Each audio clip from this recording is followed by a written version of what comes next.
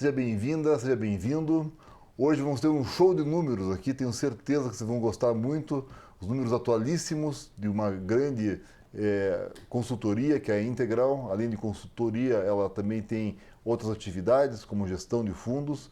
E é o Vitor Bidetti, que é o CEO da Brei, que é uma das partes da Integral. Como é que está, Vitor? Muito bem-vindo. Bom dia. Obrigado pelo convite. Um prazer estar aqui, Ricardo. Muito bom. O Vitor tem larga história no mercado já, né, Vitor? E apresentando um pouquinho, eu sou o Ricardo Reis, já me conhecem, estruturo negócios e fundos imobiliários. O Vitor muito mais do que eu, há muito mais tempo, vocês vão ver com bastante tranquilidade. E nós temos aqui o curso Lucre com Imóveis. São 12 horas de curso, está lá no infomoney.com.br, cursos que fala desde a parte de fundamentos do mercado, ciclos, vamos ver hoje isso também aqui, estratégias, negócios e oportunidades. Então está lá o curso, tomara que você goste, tem também o e-book gratuito desse mesmo curso, também está no Infomoney. Vitor, muito obrigado, você é uma pessoa que tem muita experiência já nesse mercado de fundos, economista da FAAP, né? Sim. Com pós em marketing e tudo mais, mas me conta um pouquinho, aproveitar a tua história, né, Vitor? Porque você, desde os primeiros fundos lá da Brasília Imóveis, você estava junto, né? Sim. Como que é um pouquinho a tua história? Deixa eu contar então, vamos voltar 20 anos atrás. Isso, né? volta lá. Então, eu comecei minha carreira no Boston, no Banco de Boston, em início dos anos 90. Fiz carreira desenvolvendo produtos para pessoa física. Eu sempre tive esse viés de lidar com investimentos focado e direcionado para a pessoa física. Tive essa experiência, foram quase 9 anos de Boston. Lá eu conheci o meu antigo sócio, Fábio Nogueira, que era um especialista em crédito imobiliário. Um abraço para o Fábio que estiver vendo aqui. O Fábio te conhece de longa data também. Então, mais bacana. do que 20, Então, sim. A gente foi colega de Boston, enfim. E lá o Fábio era especialista de crédito imobiliário, eu era especialista em varejo, produtos financeiros, fundos de investimento estavam comigo lá no Boston. E a nova legislação, o SFI, ela é de 97. Em 99 nada tinha acontecido, o Fábio tinha tentado ali montar alguma coisa no próprio Boston, não conseguiu, a gente identificou como uma oportunidade para desenvolver o SFI e os fundos imobiliários a partir de uma plataforma especializada. A gente falou, puxa, esse negócio demanda especialização, é um negócio que é de ciclo longo, tem alguma complexidade, isso para desenvolver num ambiente generalista é mais difícil, principalmente de maneira pioneira. E foi assim que começou, a gente desenvolveu um plano para desenvolver o SFI a partir de uma companhia hipotecária. E nos associamos na época com o Grupo Orinvest e começamos em 99 ali, pioneiro total, né? A securitização não tinha acontecido, a alienação fiduciária muito menos, os fundos imobiliários, que é uma legislação um pouco anterior de 93 também, praticamente nada tinha acontecido. E aí a gente começou a desenvolver tanto a atividade de securitização quanto de fundos imobiliários. O que começou a andar primeiro foi de fundo imobiliário, porque a gente olhava para o dinheiro de pessoa física no Brasil, Ricardo, e identificava o seguinte: mais de 50% do dinheiro de pessoa física no Brasil estava investido em imóvel não de uso. Aquele imóvel que a pessoa comprava como investimento. Sim, uma salinha comercial, um flat. Características culturais, genéticas, né? O brasileiro tem a história do sangue latino, que gosta de investir em base imobiliária, que foi potencializada por um país que viveu décadas sucessivas de processos inflacionários importantes. Então, o brasileiro que já gostava de investir em imóvel, com esses processos inflacionários consecutivos, enxergava no imóvel uma maneira de proteger o seu capital. Sim. Então, isso foi potencializado. Então, por isso esse fenômeno e essa concentração de investimentos em base imobiliária. Nada disso passava pelo mercado financeiro. Estava na mão dos corretores de imóveis e tal, nada contra corretor de imóvel, mas o melhor ambiente para se tratar qualquer tipo de investimento, qualquer classe, é mercado financeiro. Pela liquidez, né? Claro. Pela vantagem de ter... E mesmo o ambiente das pessoas que podem assessorar, né? Maior qualidade. Profissionalismo, né? Também na parte de profissionalismo na parte de assessoramento financeiro e tudo mais. Aí a gente olhou a legislação de fundo imobiliário desde 93, nada tinha acontecido, como eu mencionei, e a gente desenvolveu a primeira operação ainda em 99, no ano da fundação da companhia, o fundo imobiliário do Shopping Pátio Higienópolis, né? que é um divisor de águas aí. Tu comentou com o Sérgio Beleza, que foi o nosso último entrevistado, que ajudou Sérgio, a distribuir na época. O Sérgio me ajudou um pouquinho na distribuição, Sim. é verdade. A gente estruturou o Shopping Pátio Higienópolis num ambiente super desafiador, né? Você imagina, em 99, a gente tinha acabado de sair de uma daquelas crises, enfim. Mas a gente tinha muita confiança na nossa tese, né? Que é essa coisa do brasileiro que adora investir em imóvel, de uma classe de ativos que estava mal suportada do ponto de vista de ambiente, enfim, não no mercado adequado, que seria o mercado financeiro e tudo mais, e desenvolveu, estruturou o Shopping Pátio Higienópolis ainda em 99, como eu te mencionei, foi uma oferta de 40 milhões para comprar 25% do shopping. Você imagina, né? Hoje o shopping vale aí bilhões, né? E tem pouco vendedor, né? Porque é tão bom investir. E Então, garantir uma renda no começo, né? Para poder dar uma Então, por que da garantia? investidor. Na época muita gente criticou isso, mas tinha uma lógica importante nisso, né? Primeiro que era um produto inédito e você precisava dar algum grau de confiança do ponto de vista de inicial estabilidade do produto. E todo shopping tem uma métrica de maturação. São 4 anos, 3, 4 anos no mínimo. O por isso dos 3 anos de garantia de rentabilidade mínima. Tá? E aí, enfim, o Higienópolis a gente teve toda uma dificuldade inicial, mas depois a gente conseguiu captar, foi um sucesso e hoje ele é um divisor de águas da indústria. Outro dia eu estava conversando com uma dessas empresas de pesquisa, de mercado, e aí comentando também um pouco da minha história e tal, passei por isso, né? Falei do Higienópolis e aí essa pessoa é um profundo conhecedor hoje dos fundos imobiliários, um analista, conhece profundamente. Ele falou, pô, você já fez a conta de quanto rendeu para os investidores iniciais em Higienópolis? Boa pergunta. Boa pergunta, né? Ele falou que ia fazer, eu vou cobrar, mas eu sei fazer uma conta simples aqui. Tá. Eu fiz ela para ele e tal. Falei, olha, eu não fiz ela no detalhe, mas eu posso te dizer o seguinte. O Higienópolis está fazendo a operação, vai fazer 20 anos em novembro agora, porque foi em novembro que a gente lançou a oferta. Quantos anos vai fazer? 20 anos. Posso te dar um chute aqui? 2 vezes. Você vai surpreender com o que eu vou te falar. Quanto que deu? Então é assim, ó, ele distribuiu mais do que CDI nesse período. Então, 4 vezes quase. Então, se ele distribuiu mais do que CDI nesse mesmo período, significa que o custo de oportunidade, né, tá dado, tá ok. Então, olhando para o valor da cota no lançamento, o valor da cota hoje, a gente lançou a cota 100 e ela está próxima de R$1.000 a cota do shopping. Só já deu 9 vezes. Então deu praticamente 10 vezes equity múltiplo. De equity, fora a renda. Então, como eu estou considerando que a renda mais ou menos se equivaleu ao custo de oportunidade que é o CDI, porque distribuiu mais do que CDI, ou próximo de CDI, uma conta que, sem medo de errar, porque a tendência é que seja daí para lá, 10 vezes equity múltiplo, porque a cota saiu a 100, hoje está a 1.000. Acho que as pessoas estão felizes. Esse com certeza, não tem vendedor, não tem liquidez, não tem vendedor que estão felizes. E esse é um outro ponto que eu vou mencionar sobre o mercado secundário depois.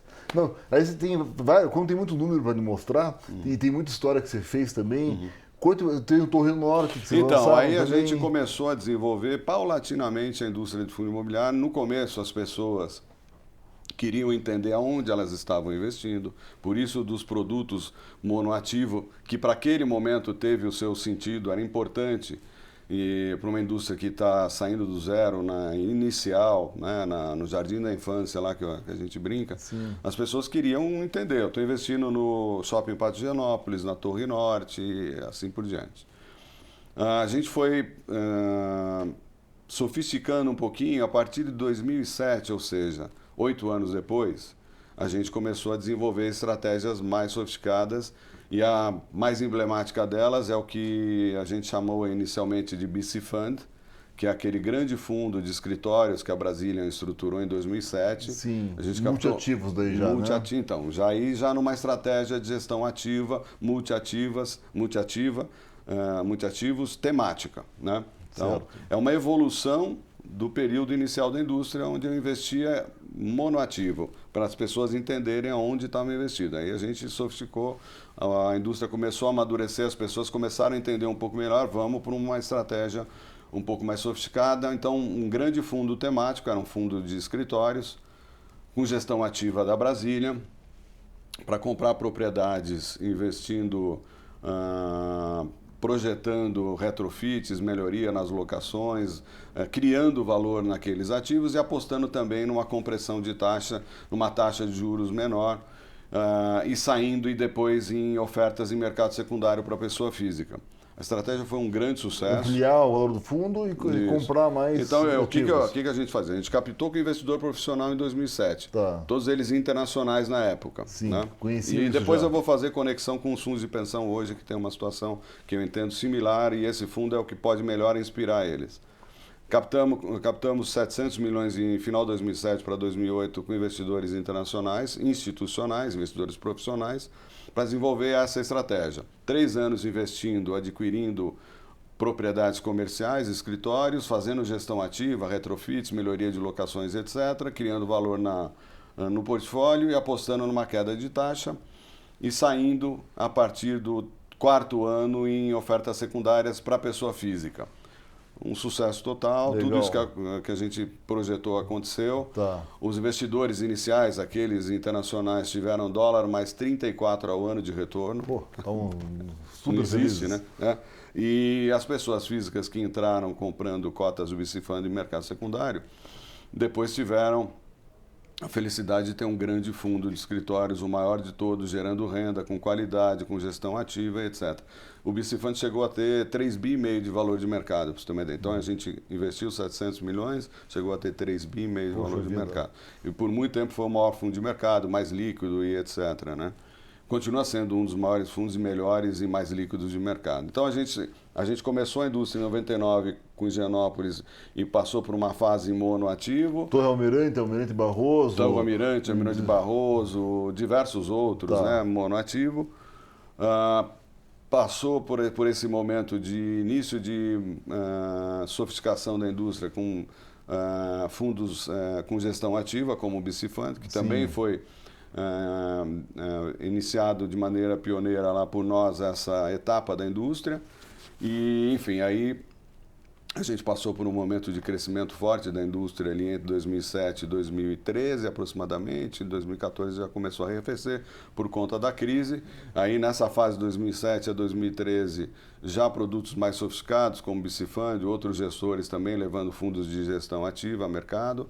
E aí a gente teve o período da crise entre 2014 e 2016, né? Em 2017 a indústria já começou a retomar, a taxa de juros mais baixa, Henrique Meirelles lá no Ministério da Economia, e aí a indústria começou a retomar já nesse momento que a gente vai comentar. Vamos falar um pouquinho desses números então, Vitor? Vamos lá. Que tem os números são maravilhosos aqui, uma base de dados bem consistente, Sim, né? sem dúvida. Matheus, a gente consegue colocar aqui os números?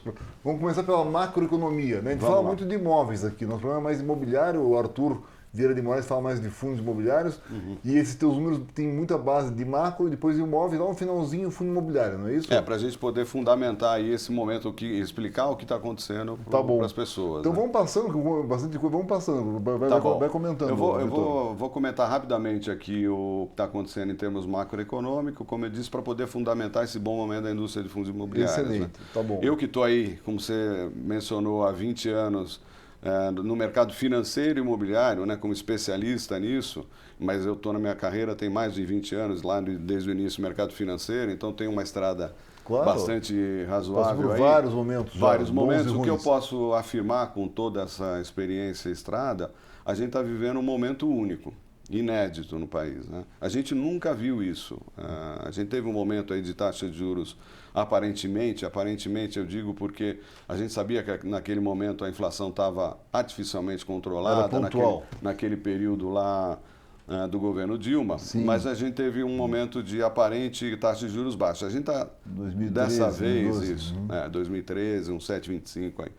Hoje, a gente tem de fato, e de maneira inédita e única, uma inflação como nunca super bem controlada, começou da fase do INA no Banco Central e permanecendo aí com uma gestão de alto nível do Roberto Campos, e uma taxa de juros que hoje está projetada, está está chegando abaixo de 5%, mas já está projetada a chegar a 4% no início do ano que vem. Sim. O mercado inteiro, e é essa a nossa aposta também, entende que a gente tem ainda mais 2 quedas de meio esse ano e mais 2 de 0,25% no início do ano que vem, levando a taxa para 4%.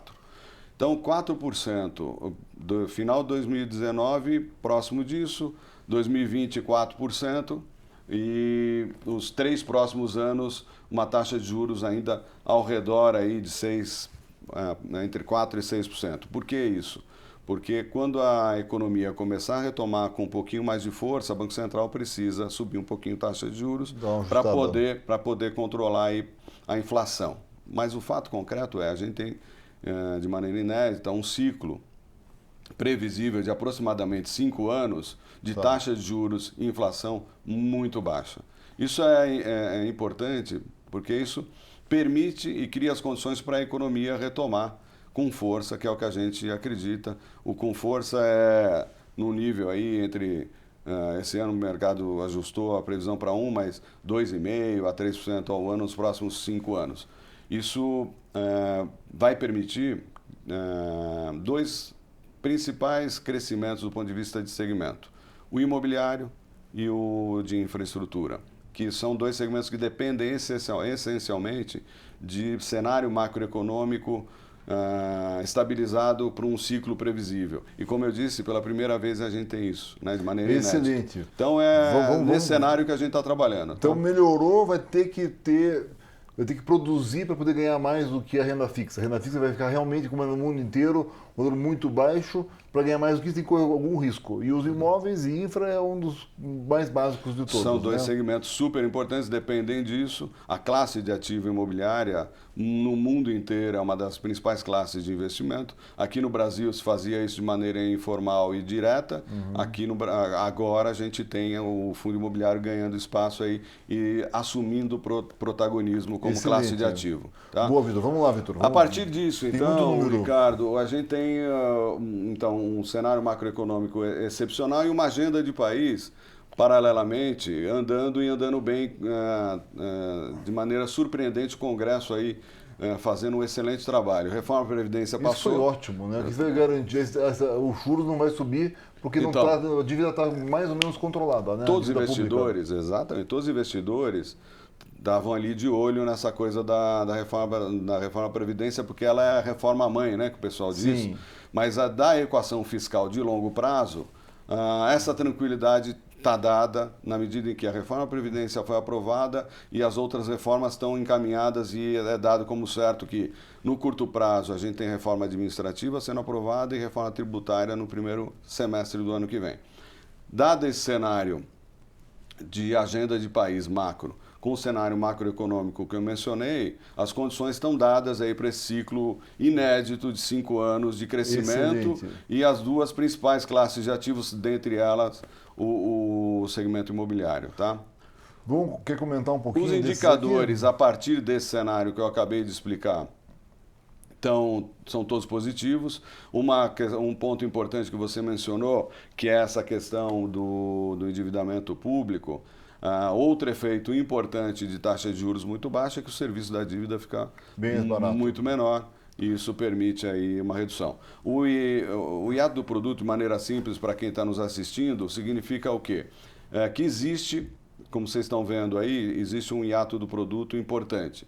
Isso significa o quê? Tem bastante ociosidade na produção, na indústria, enfim, na economia de modo geral. Não vai vir inflação, porque exatamente. É isso que o hiato do produto quer dizer. A gente pode acelerar, a economia pode crescer sem criar inflação num primeiro momento. Certo. E os indicadores de confiança todos são positivos, dentre eles o da construção civil aí que já inflexionou. Está aqui, esse de baixo aqui. Exato, tá, né?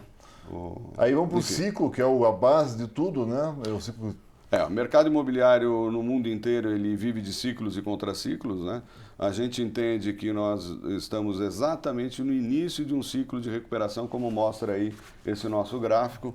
E aí muitos me perguntam, poxa, em que momento a gente deve atingir ali aquele eventual início de excesso de oferta e eventual momento de recessão de um contraciclo potencial? Eu entendo que a gente tem esses 5 anos que eu mencionei pela frente aí de recuperação e expansão. Isso significa que 5 anos, como o contraciclo anterior, a crise que a gente viveu recente aí, ela foi sem precedentes também, né, Ricardo? Então, como a gente foi para muito abaixo do fundo do poço, os preços, vacância... Tem uma demanda represada aí. Tem uma demanda reprimida, os preços tem muito o que crescer de preço e queda de vacância. Agora vamos entrar nos mercados, corporativo, depois galpões e outros mais, né? Esse corporativo... Então, esse daí é um gráfico que mostra o mercado de escritórios em São Paulo nos últimos anos, né? Mercado de escritórios classe A+, que é onde a gente tem mais estatística e onde a gente consegue enxergar muito claramente o que eu acabei de falar de ciclo e contraciclo. Aqui é a parte em números reais daquela teoria. O que eu acabei de falar na teoria está comprovado na prática aí. Então a gente vê o que aconteceu com o mercado de escritórios nos últimos anos em São Paulo. É o mercado mais importante do país, naturalmente. Então, no ciclo de crescimento ali entre... A barra azul é estoque, pode falar. O estoque é a barrinha, tá. A vacância é a bolinha azulzinha, e o preço... do aluguel real, né? E o preço é o cinza. Por metro quadrado é a bolinha cinza. Então, se a gente olhar para esse gráfico, fica claro que a gente viveu entre 2007 e 2013 aproximadamente, um período de crescimento, de expansão, e a partir de 2013 até o ano passado, o final de 2017, um período de contraciclo, ou seja, de recessão. O mercado imobiliário, todo mundo sabe, ele é um mercado que tem ciclo longo. Então, eu lanço hoje para entregar daqui a 3 anos, 2, 3 anos. Sim. Né? Então, o que a gente está vendo ali? O que foi lançado no período de crescimento da economia e do mercado imobiliário foi entregue no meio da crise lá em 2015 e 2016. O que vai acontecer? A vacância vai subir e o preço vai cair. O que acontece? Se a gente olhar 5 anos para frente, a gente vai ter uma situação parecida com a que a gente viu no momento de crescimento do ciclo anterior. Sim. Preço, vacância já mostrou inflexão aí, ela bateu um pico de 25, já está em 19, está caindo. E a partir daí, como a vacância é que se mexe primeiro, os preços vão começar o Birman, que está entregando o B32, já disse que está conseguindo um lugar por um preço bem melhor do que já está falando, e vai sair né? pré-alocado ali a 220, na minha opinião. E aqui te mostra... Esse é um gráfico interessante, que é o seguinte: a gente olha para São Paulo e acha que, já tem prédio demais, né? Sim, quando a gente olha para esse gráfico, a gente entende que está longe disso. Eu entendo que São Paulo é uma capital, uma metrópole comparável com Londres, por exemplo, nessa medida. Sim. E como a gente pode ver nesse gráfico, o que é esse gráfico? A ABL por 1.000 habitantes. A ABL é a área bruta alocável, é o espaço por 1.000 habitantes. A gente está atrás de Santiago, Cidade do México, Buenos Aires. Não faz o menor sentido. Faz sentido nos comparar com Londres. E aí, naturalmente, quando a gente olha para isso, a gente percebe que tem muito espaço para crescimento no mercado de escritórios em São Paulo ainda. E aqui o cap rate, que você imagina que vai chegar, cap rate é o retorno em aluguel praticamente. O cap rate é a taxa de desconto, como é que você precifica imóveis de renda. Isso vale para escritórios, shopping centers, grandes galpões logísticos e tal. É o desconto daquele fluxo de aluguéis. Sim. A uma determinada taxa. E é isso que a gente vê aí. Está no nível bastante baixo e ainda pode cair um pouquinho, que demonstra aí essa oportunidade. Tá bom. E mercado de shoppings? Aí eu acho que o de escritórios ele conseguiu demonstrar de maneira prática para nós. Rapidamente falando dos outros, para a gente não ficar muito preso nesse tema e poder avançar nos outros. Sim. O mercado de shoppings, um comentário rápido assim, o mercado de shoppings do Brasil foi o que passou de maneira mais resiliente pelo período da crise. O mercado de shoppings, que eu digo, o das empresas de capital aberto. Sim. A gente nem tem estatística. Os números que a gente está mostrando aí são os números das empresas de capital aberto. Sim, aquelas iniciativas de empresas de pequeno, médio porte, em cidades de médio porte, que muitas delas não foram bem, não estão capturadas aí. Certo. As empresas de capital aberto, as boas, as grandes aí, enfim, Que é Multiplan, Iguatemi, BR-Malls, Aliança, agora com Sonai, né? Tá. Elas se saíram muito bem, passaram, como eu disse, de maneira mais resiliente.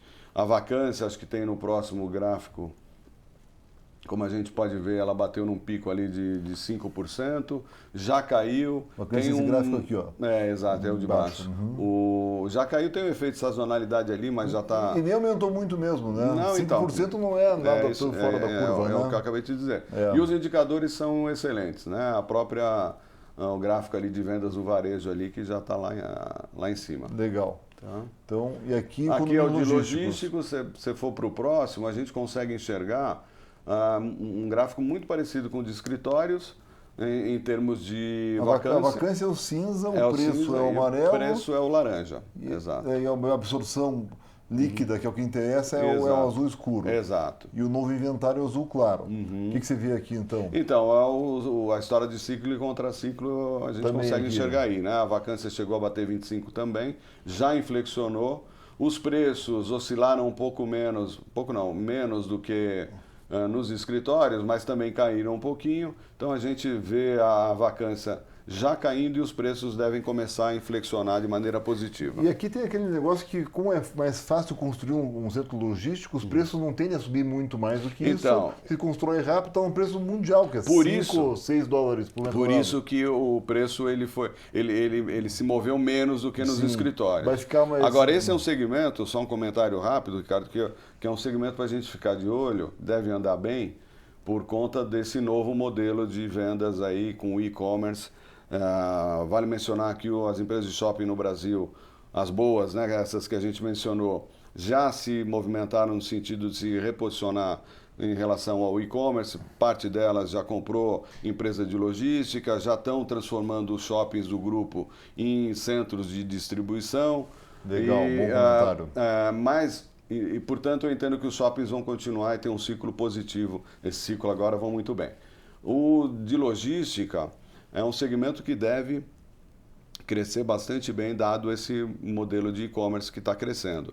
A própria Amazon já veio para o Brasil, achou que ia ser moleza aqui, já viu que não é, né? A gente tem bons modelos rodando bem aqui no Brasil, como Magazine Luiza e Mercado Livre. A Amazon está tendo que remar aqui para poder andar, mas o fato concreto esse é um segmento que vai andar bem também. Legal. Tá? Aí o residencial. O residencial, acho que o que vale mencionar, para não entrar muito no detalhe, que são muitas informações, na cidade de São Paulo, que é onde a gente deve observar ela como locomotiva do país aí, ela é a que sempre se move primeiro. 6 meses antes ela já se move. Então, assim, o que a gente consegue constatar olhando para os números de residencial é que a inflexão já ocorreu também, se parou de lançar por 3, 4 anos o período da crise, e aquele excesso de oferta que a gente chegou a ter foi sendo absorvido. Hoje a gente tem um estoque ao redor de 20 mil unidades em São Paulo, o que é um número compatível com o tamanho da cidade. Sim. Mas os lançamentos que voltaram desde dezembro de 2017, e tanto quando a gente olha tanto unidades lançadas como unidades vendidas, os números são já muito bons. Sim. Então, se lançando bastante já, né? E está sendo absorvido. E velocidade de vendas, a gente esse ano a gente já atingiu velocidade de vendas equivalente ao período pré-crise. E esse ano a gente já deve passar dos 60% aí. As ansias estão animadas, o estoque realmente pronto, dura menos de um ano, ninguém lança nada, mas estão lançando e a gente vê lançamentos surpresos positivamente. Exato. A gente vê lançamentos de novo aí sendo vendidos muito rapidamente. Acho que esse a gente pode passar, é muito detalhe. Esse é um negócio bacana de comentar, que são os distratos. Como caiu bastante, olha aí, olha que bacana, e vai cair mais. Isso é ótimo, porque isso era uma coisa totalmente excepcional. Esse foi um vilão aí, e infelizmente muito incorporador bom, acabou fechando as portas também por conta do distrato. Uma conta impagável. Qual foi essa distorção que o distrato ocasionou aqui no Brasil? Qualquer lugar do mundo, ou quase todo lugar do mundo, eu vou usar os Estados Unidos de novo como exemplo, Se a pessoa desiste da compra, ela perde o que ela aportou, perde tudo, né?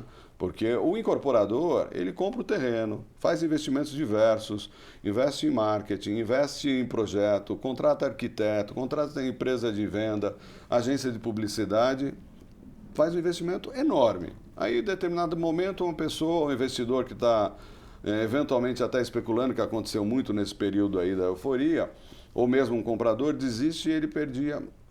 O incorporador é que tinha que pagar a conta. E o incorporador está pegando dinheiro do banco emprestado para construir a obra. Então, tem que pagar de volta com o dinheiro do banco. Além de todo o investimento que ele fez pré-financiamento bancário, ele tem a despesa do financiamento. Então, enfim, isso foi um desastre. Passou. Bateu 40%. Em dezembro do ano passado, o Temer, antes de sair, promulgou uma nova lei, tem uma regra para isso, e ele vai cair abaixo de 10% do extrato e a gente está bem encaminhado aqui. Não é o ideal, mas é bem melhor do que a insegurança que existia, né? Não, estamos numa situação já, vamos dizer, adequada. Aqui achei legal essa parte da demanda também. Aí você comparou 2010 gráfico com 2050, né? Esse é um gráfico interessante, como a gente está fazendo aí um retrospecto e projetando o futuro. Quando a gente olha para a demanda por habitação no Brasil, e qualquer ângulo que a gente olha, a gente vê que existe uma demanda latente importante. Então, a questão que está aí, a questão de momento aí, por conta da reforma da Previdência, é a questão demográfica, né? Sim. O Brasil virou uma Europa muito rapidamente, né? O brasileiro envelheceu. Sim. A gente tem aí a questão da longevidade que está dada. Esse gráfico aí de 2050 já está aí, 30 né? anos, Já chegou.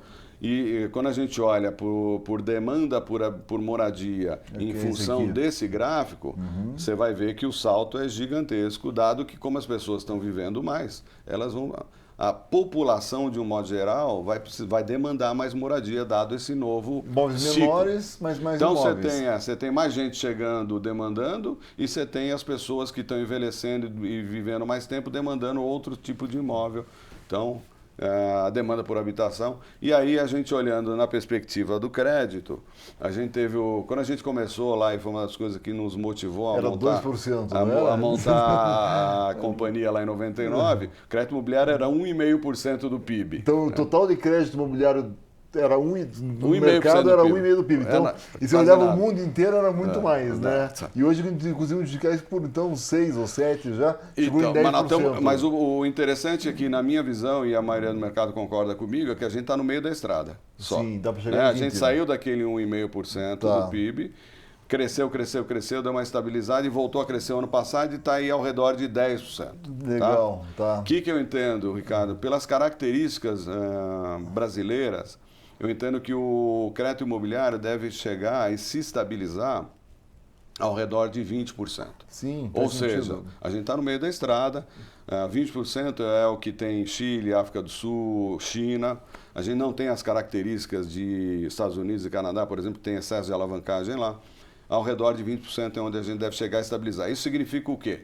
Que toda aquela demanda latente que tem, esse ciclo positivo entrando, a oferta de crédito que já voltou, os bancos já estão aí com tudo, com o pé no acelerador. Isso vai permitir que o mercado imobiliário cresça por um ciclo importante como aquele de 5 anos e penetre 10 pontos no PIB.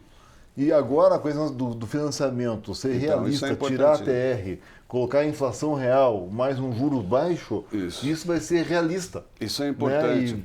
Olha, uma outra distorção que a gente tinha aqui no Brasil, que a gente também olhava e falava, puxa, e foi também que nos motivou, quem sempre foi principal fonte de recursos para o crédito imobiliário foi a caderneta de poupança aqui no Brasil. Sim. O que é uma distorção e um absurdo, na minha opinião. Por quê? Caderneta de poupança é funding de um dia. A pessoa tem liquidez diária. Eu posso ir lá e sacar a qualquer momento. E o crédito imobiliário, não, mas pior que isso, né? Funding de um dia para crédito de 30 anos. Ah, é verdade. Entendeu? Porque financiando ele, não está funding só. Está financiando o comprador. Funding para o crédito imobiliário. Está todo descolado. 70%, 80% do crédito imobiliário é o crédito do comprador final. Só 20% aproximadamente é aquele crédito do financiamento da obra do empresário, sim, que é 2, 3 anos. Do comprador, ele chega a 30 hoje. Vamos dizer, na média 20, é uma distorção absurda. Aí, uma das coisas que a gente começou a desenvolver lá na Brasília em 2000 foi a securitização. A securitização resolve esse problema na medida em que o investidor institucional, um fundo de pensão, uma seguradora, ou fundos de um modo geral, estão carregando um investimento de base imobiliária, que no caso aqui os CRIs, né, predominantemente são o veículo de securitização imobiliária, por 20 e 30 anos, que é o que eles querem, porque eles precisam de papéis de longo prazo indexados, e isso está fundiando o crédito de 20 e 30 anos. É o equilíbrio das coisas. Você alinhou as duas pontas. Equilíbrio total. Claro. Tá certo. Então essa distorção deve acabar e o mercado de capitais definitivamente deve assumir o protagonismo aí do funding de crédito imobiliário. Que é o certo. Que é o correto. Claro, Vitor. É o correto. E aí, vamos entrar nos fundos imobiliários. Vamos lá. Aqui nos fundos tem várias vantagens tributárias, que a gente já sabe, né? E agora...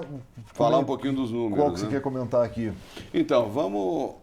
Enfim, a gente tem esse gráfico aí da direita, onde tem o número de fundos é o azul claro, os não listados azul escuro e o patrimônio líquido é o laranja. É o laranjinha, a bolinha laranja, né? Bilhões. Então, olhando para esse gráfico, a gente depreende que lá do início que eu mencionei do Higienópolis, que partiu do zero a indústria e teve um período de crescimento mais acelerado aí a partir de 2007, chegando até 2013, 2014 e dando uma paradinha, a gente saiu do zero e chegou aí a 60 bi aproximadamente e estacionou no período da crise. Tá. Como a gente pode observar, desde dezembro de 2017 a indústria começou a retomar. Por que dezembro de 2017? Naquele momento a gente já tinha no governo Temer uma equipe econômica de altíssimo nível, pilotada ali pelo Henrique Meirelles como ministro da Fazenda e o Ilan tocando o Banco Central. Então as condições de inflação e taxa de juros já vieram lá para baixo de maneira real, criando as condições Tinha um responsável no timão. Tá. Então, e aí, enfim, com esse cenário de taxa de juros baixa, já começou esse movimento aí de crescimento dos fundos. Sim. Os fundos imobiliários começaram a retomar um crescimento de maneira acelerada, e aí esse gráfico que é esse de baixo da linha, que é o número de investidores. A gente vê o número de investidores.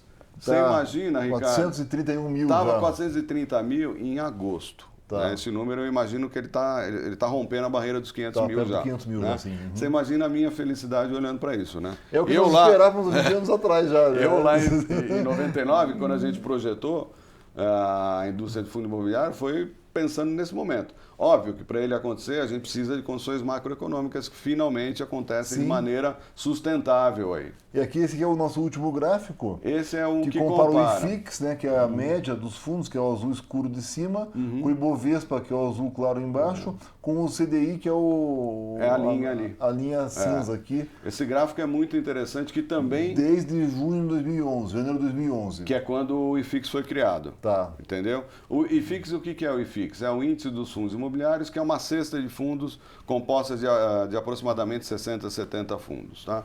Ele equivale aí o Ibovespa para as ações. Sim. Olhando para ele, o que a gente percebe?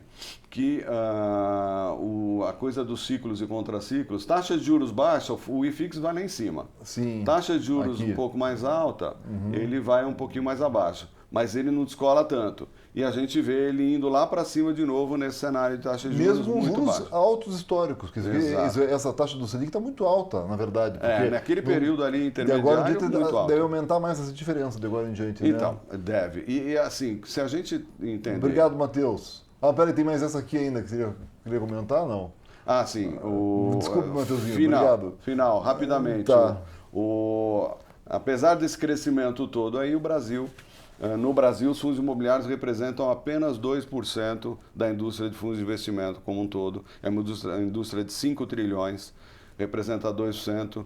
Na minha visão, é uma indústria que tem tudo para chegar a representar pelo menos 10% aí nos próximos 5, 10 anos. No mínimo, porque na carteira de qualquer um investidor, metade é imóvel. Eu estou sendo conservador. Né? Você está pondo 10%. Eu estou dizendo o seguinte, estou sendo conservador. Né? Tá, é uma classe de ativo aí que pode chegar a 20% tranquilamente. Estou sendo conservador. Vamos de 2 a 10% num cenário de 5, 10 anos. É uma indústria que deveria representar aí 500 bilhões aproximadamente. Facilmente, tem 400 bi para penetrar aí na indústria de fundos de investimento. Então chegamos agora exatamente, contamos bastante do passado, muito mais do presente, com números muito bem fundamentados, né, pela tua consultoria, a empresa de vocês. E agora para o futuro, o que você está imaginando? Tem essas empresas, o fundo de pensão que vão ter que mudar agora? Então, como é que está isso? Então a gente acabou de olhar e ver que pessoa física veio com tudo para o jogo. Chegou, né? Já está aí, enfim, 40 mil novos investidores por mês.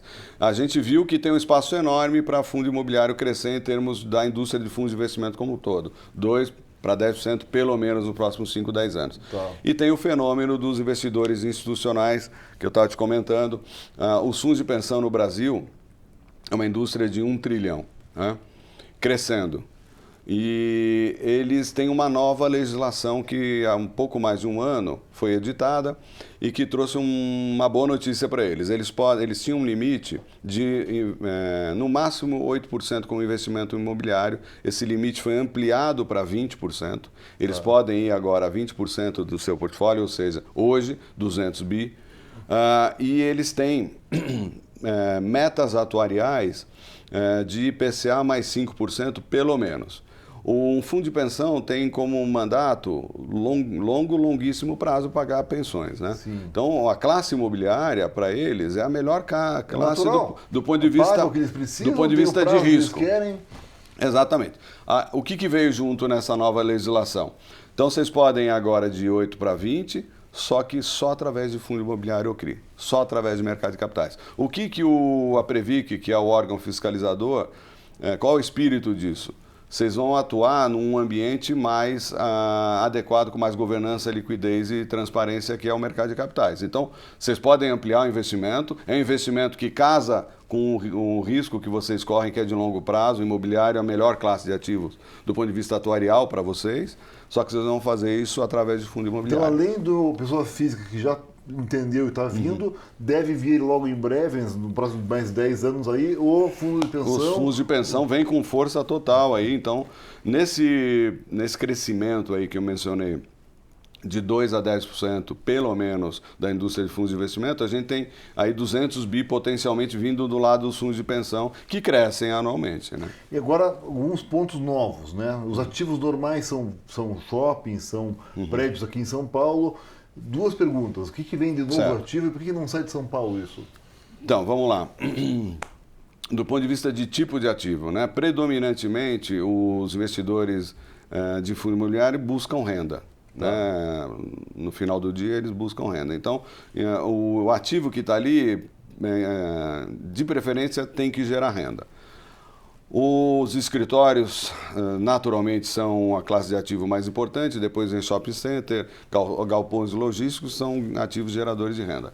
Uma classe de ativo que ainda não foi para esse segmento de renda aqui no Brasil, mas agora está indo e vai com força, é o de residencial. Esse multifamily, que é os muito multifamilies, lá fora, né? lá fora, nos Estados Unidos, por exemplo, os multifamilies, que são os residenciais para aluguel, são o maior negócio de locação de todos. Maior do que o de escritórios, maior do que o de logísticas e tal. Por que aqui no Brasil isso ainda não tinha se desenvolvido? Porque sempre, de novo, precisa de condições macroeconômicas, questões jurídicas, legislação, tudo isso avançou. Tá. A gente já vê hoje várias iniciativas de imóveis residenciais que são concebidos para alocação. Sim. Nesse momento, eles estão sendo explorados por investidores profissionais que estão criando plataformas de residencial para renda, onde elas devem desaguar daqui a 5, 10 anos, na indústria de fundos de investimento imobiliário. Isso é muito bom, Ricardo, porque é uma classe de ativo adicional, cria mais produto, e o residencial, por característica, tende a ser a classe de ativo, assim como é nos Estados Unidos, por exemplo, com menor risco, porque é mais pulverizado, tem mais estabilidade e tudo mais. Então, essa é uma notícia que a gente deve ver se concretizando e vindo para a indústria de fundo imobiliário. Legal, no cenário de médio prazo. Tá. E tem outros segmentos que ainda não chegaram aqui, que provavelmente em algum momento, assim como o residencial trilhou aí um ciclo e já deve chegar no médio prazo, está maduro, o segmento, por exemplo, de rural, né, de fazendas, o agronegócio. O Brasil é uma das maiores potências do agronegócio no mundo, né?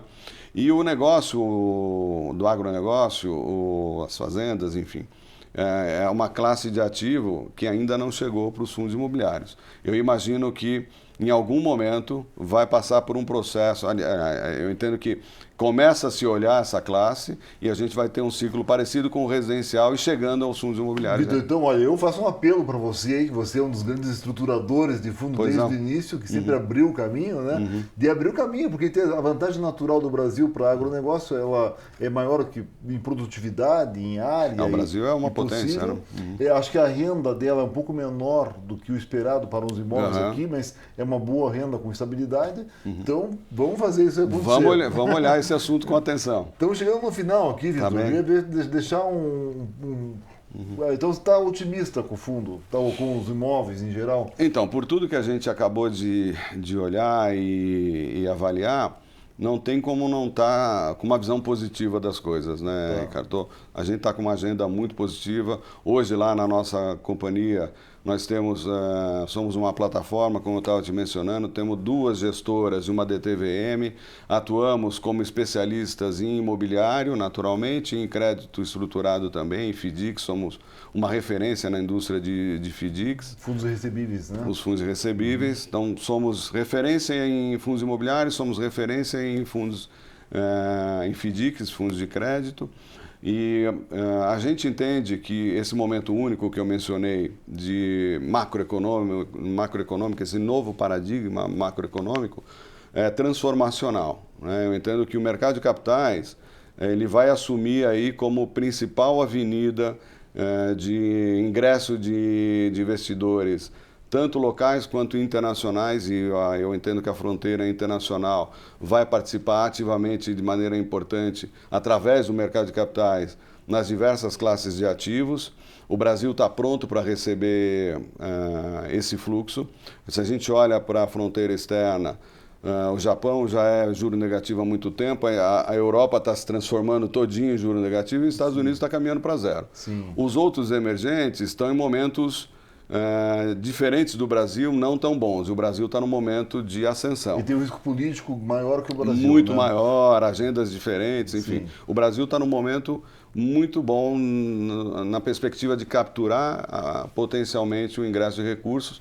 E o mercado de capitais é a grande avenida para receber isso. Então, eu entendo que a gente vai viver um ciclo aí, como eu mencionei, longo, previsível, sustentável, muito positivo para os fundos imobiliários e outras classes de ativos.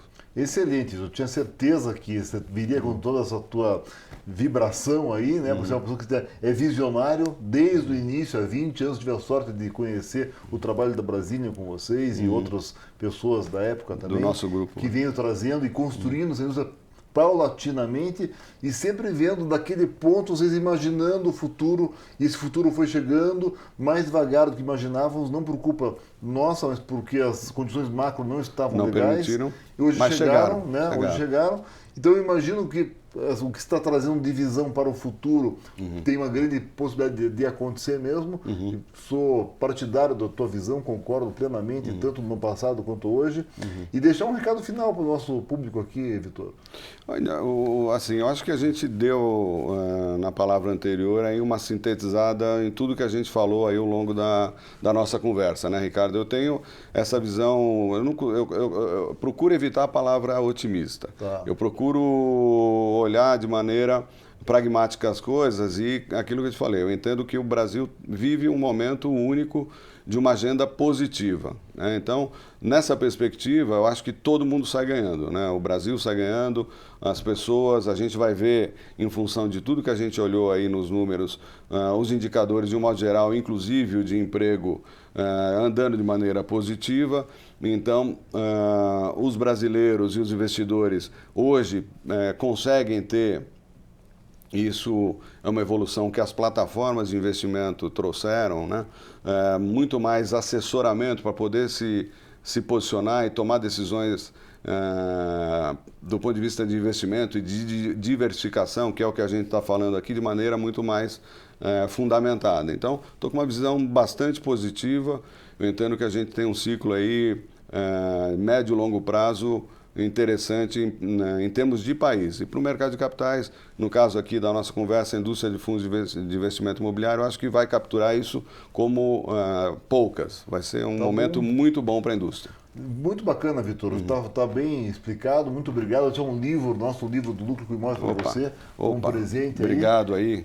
Lucro com Imóveis. Aí tem bastante coisa dos fundamentos que você comentou, mais as estratégias, negócios. Espero que você goste. Muito obrigado. Quero agradecer a presença, Vitor. Obrigado você pelo convite. Volto mais vezes com mais novidades, aí, viu? Tá Uma honra ótimo. Nossa. Pessoal, então a gente agradece, né? Reforçando que está aí o curso aqui no Lucro com Imóveis aqui no Infomoney. Está o livro gratuito, e-book também, se quiser pegar ele em papel, é no Amazon. Reforçando aqui que tem essa entrevista no YouTube, no Lucro com Imóveis, também no Infomoney, vídeos. Tá nova agora, mudaram recentemente o aplicativo e o site do Infomoney. Você vai ali embaixo no aplicativo, tem vídeos, vai estar lá na parte de imóveis também. Temos o nosso ConstruCast, que hoje saiu mais um, toda segunda-feira sai uma nova versão, são com os ícones do mercado imobiliário, já saiu o Dr. Eli Horn, saiu o Birman, saiu o Frank, o da Vitacom, dentre outros. Tem o MBA em Real Estate, que estamos com o IBMEC, estão acabando já as vagas, estão fechando a turma, graças a todos que fizeram inscrições já aí. Espero que em breve a gente feche a turma e possa trazer essa notícia para vocês. Qualquer contato conosco está em todas as redes sociais ou no meu site, que é ricardoreis.me.